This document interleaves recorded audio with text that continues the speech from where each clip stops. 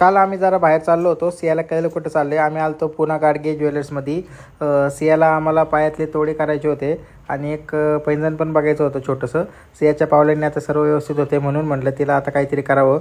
आपल्या दुकानाला पण एक महिना व्यवस्थितपणे झाला पूर्ण. असाच हळूहळू आपलं दुकान पुढे जावं. सियाने आमचे छान बोटं पकडली होती तिने. हे इव्हिलायचं पैंजण आम्ही तिला घेतलं. खूप छान दिसतं आणि मस्तपैकी एक माझ्याबरोबर एक व्हिडिओ काढला आणि आम्ही गोल्ड सेक्शनला गेलो. तिथं गोल्डमध्ये त्यांना चांगली व्हरायटी आहे पुन्हा गाडगेमध्ये, तुम्ही पण बघा. आणि तिथं मला माझा एक जुना मित्र भेटला ज्याचं नाव होतं अनिकेत सोनवणे. त्याला आम्ही कधी अनिकेत म्हणलंच नाही, मोन्यास सोनवणे असंच त्याला हाक मारायचो. आणि तो तिथला एक चांगला कॅशियर झाला. हे बघून मला खूपच छान वाटले.